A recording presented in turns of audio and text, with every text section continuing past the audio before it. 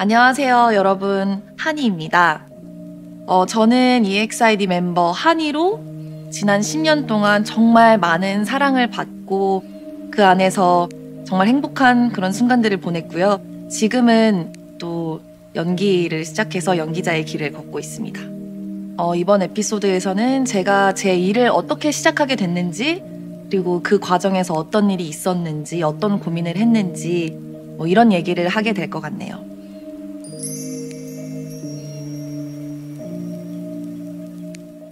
갑자기 눈을 떴는데 세상이 완전히 바뀌어버린 그런 느낌이었어요. 그 변화가 너무 감사하고 너무 반갑기도 했지만 동시에 굉장히 불안하고 두려운 마음이 들었던 것도 사실인 것 같아요. 이 변화가, 이 행운이 끝나버리면 어떡하지? 이런 두려움이 매 순간 있었어요. 인기가 하루아침에 생겼으니까 또 하루아침에 사라질까봐 굉장히 두려웠었어요. 그래서 그때 제 그 메신저 대화명이 일희일비였어요. 언제 사라질지 모르니까 그 순간을 만끽하지 못했던 것 같아요. 시간이 지나 보니까 어차피 다 사라지는 건데 사라질까봐 그때는 굉장히 좀 두려움에 떨었던 기억이 있습니다. 제 위아래 직캠 영상이 이제 화제가 되면서 저희 팀도 그리고 저희의 노래도 되게 많은 관심을 받게 되었어요. 제가 시작이었죠. 근데 그게 저한테는 어떤 굉장한 책임의식을 좀 불러일으켰어요.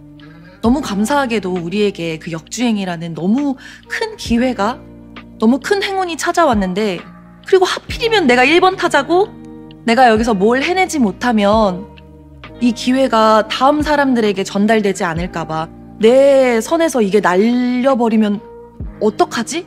날아가 버리면 어떡하지? 이런 생각으로 좀 되게 스스로, 누가 준 게 아니라 스스로 좀 부담감을 많이 느꼈던 것 같아요. 그리고 그때 기분을 지금 떠올려 보면 뭔가 외줄타기를 하는 느낌이었어요. 그 한 발 한 발이 너무 두렵고 불안하고, 하지만 내딛어야 하는 그런 기분? 아니면 아직 꽝꽝 막 단단하게 얼지 않은 어떤 호수 위를 걸어가야만 하는 그런 기분이었던 것 같아요.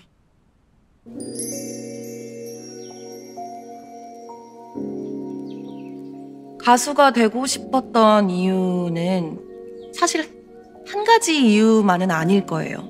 굉장히 복합적인 어떤 이유였던 것 같은데, 노래가 좋았고 뭔가 사람들의 관심을 받고 싶기도 했었고, 근데 나중에 시간이 지나고 제가 발견한 제 내적인 어떤 동기 중에 좀 신기했던 건, 제가 엄마로부터 벗어나고 싶어서 가수가 되고 싶기도 했다는 거였어요. 좀 유독 엄마와 첫째 딸과의 관계가 좀 동일시가 되는 경우가 많은 것 같아요. 저희 엄마도 저를 너무 사랑했고, 그래서 좀 저와 동일시를 많이 하셨고, 저도 엄마를 너무 사랑했고, 그래서 굉장히 애착 관계가 끈끈하긴 했지만 동시에 이제 좀 부담스럽기도 했었죠. 근데 좀 이제 제가 자라면서, 머리가 크면서 답답하다고 느껴지기 시작했어요. 그래서 그 관계를 벗어나서 좀 뭔가 내 생각대로 나의 삶을 살아보고 싶었고, 그게 제가 가수가 되고 싶었던 동기 중에 하나였어요. 오디션은 사실 저랑 문학 학원을 같이 다니던 친구가 되게 노래를 또 좋아하는 친구였는데, 그 친구가 자기가 오디션을 보러 갈 건데 혹시 너도 같이 가지 않을래? 우리 학원을 빼먹고? 그렇게 좋은 제안을 해줘서 좀 솔깃하더라고요. 그래서 학원을 제끼고 이제 그 친구를 따라 오디션을 보러 갔습니다. 네, 좀 즉흥적으로 오디션을 보러 갔기 때문에 의상도 무릎이 다 늘어난 체육복 어깨에 이제 3선 슬리퍼를 신고 있었어요. 그런 상태였죠.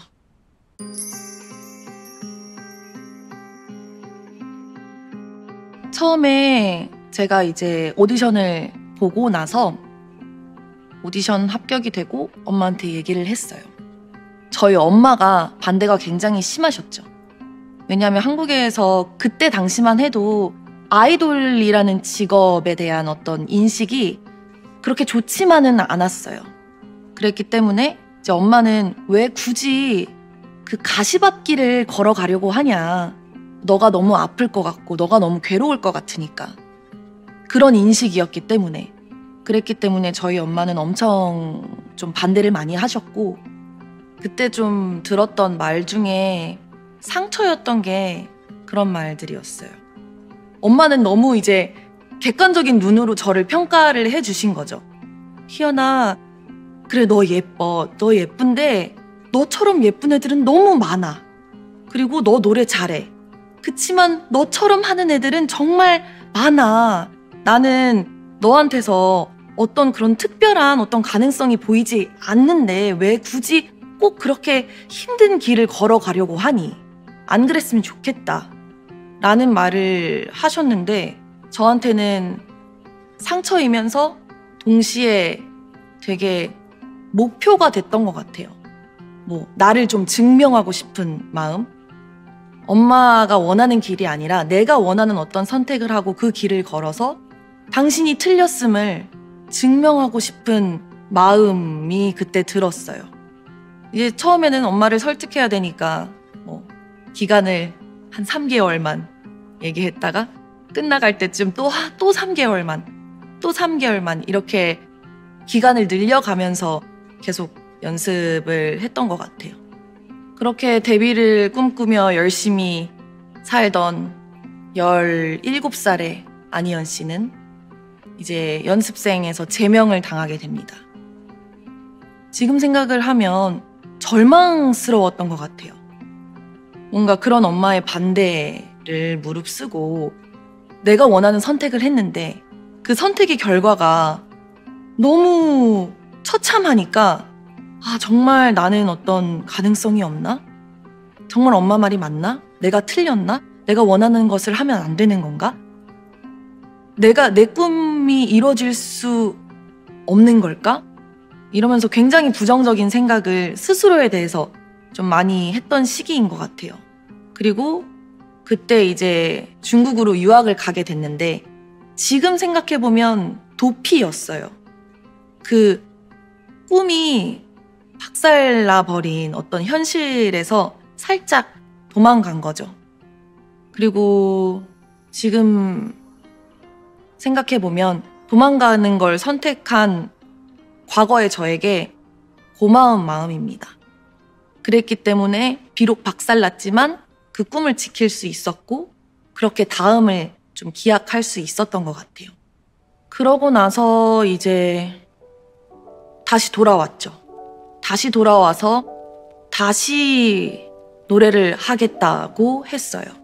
제가 그러고 다시 돌아와서 다시 뭔가를 해보겠다라고 선택을 한 이유는 그걸 성공해내지 못하면 내가 나의 어떤 가능성에, 내가 나의 어떤 가치에 대해서 평생 믿을 수 없을 것 같다는 어떤 두려움 때문이었어요. 근데 거기서부터 뭔가 잘못된 거죠. 바꿔 말하면 사람들의 인정을 받으면 내가 나를 믿어줄 수 있겠다라는 기대를 한 거였어요. 너무 잘못 생각했던 거죠. 그러고 나서 이제 데뷔를 하게 됐는데 결과가 좋지 않았어요. 어떻게 첫 술에 배가 부르겠어요. 근데 그때는 그게 또 굉장히 좀 어떤 실망, 절망으로 다가왔고 그리고 사실 뭔가 잘 되는 거에 있어서는 운칠기삼이라고 그런 말도 있듯이 운이라는 요소도 굉장히 큰 어떤 비중을 차지하는데 그때는 그런 생각을 하지 못하고 굉장히 스스로를 탓하고 자책했던 것 같아요. 우리가 실력이 없어서, 우리가 부족해서, 우리가 자기 관리를 더 잘했어야 되는데 그러지 못해서 내가 뭐가 부족했던 걸까? 이런 식으로 우리에게서 스스로에게서 그 문제점을 찾으려고 굉장히 많은 노력을 했죠.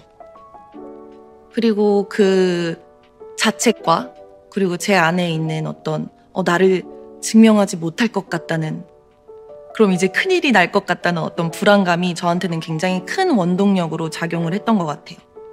그래서 이제 막 방송사별로 카메라 워크를 다 외워서 오답노트처럼 막 작성을 했어요. 그래서 그거를 다 외워서 빠짐없이 기억해서 뭔가 무대에서 표현을 하려고 하고 그런 식으로 엄청난 노력을 했었죠.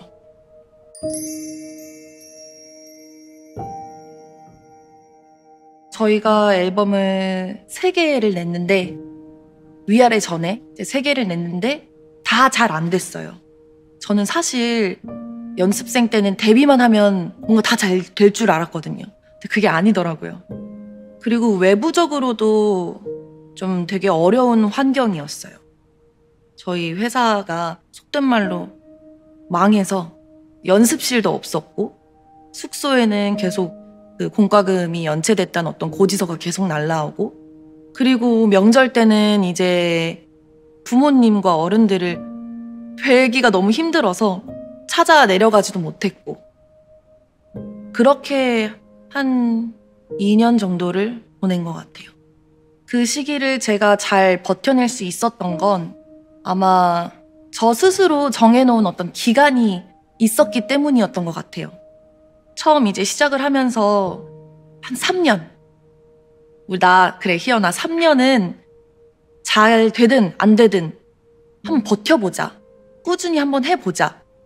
그런 마음으로 시작을 했기 때문에 좀 그런 힘든 상황들 속에서도 그나마 좀 절 잘 지켜내면서 좀 버틸 수 있었던 것 같아요.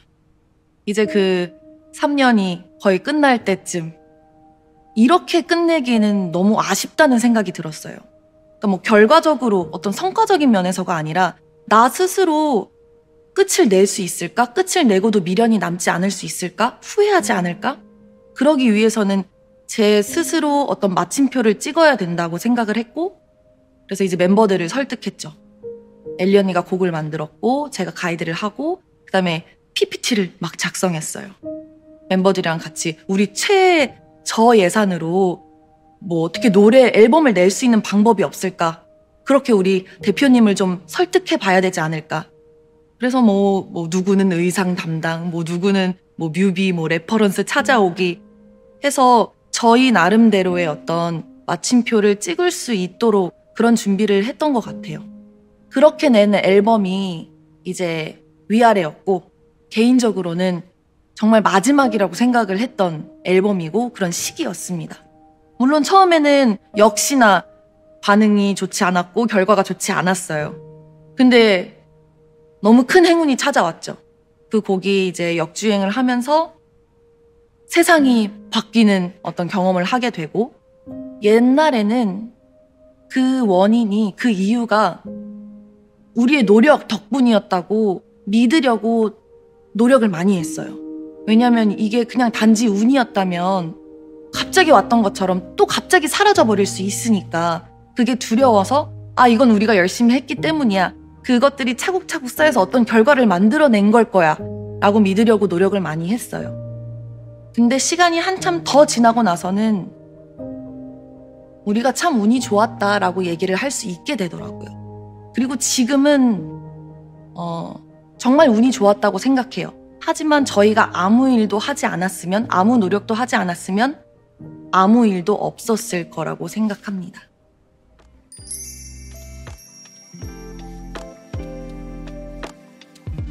내가 잘 가고 있는 건지 의심이 되는 순간이 정말 많죠. 저도 정말 많고 앞으로도 많을 거예요. 근데 도대체 그 잘 가고 있다는 게 무슨 의미일까요? 어떤 세상의 기준에서의 성공과 실패는 그렇게 중요한 건 아닌 것 같아요. 진짜 중요한 건 내가 뭘 느끼고 내가 그걸 어떻게 정의하고 있는지, 내가 뭘 알고 있는지 라고 저는 생각합니다. 세상의 기준에서의 어떤 성공과 실패와 상관없이 최선을 다해서 그 순간을 살아냈고, 그리고 그 자체로 이미 훌륭한 삶이라고 생각해요. 이게 제 마인셋입니다. This is my mindset.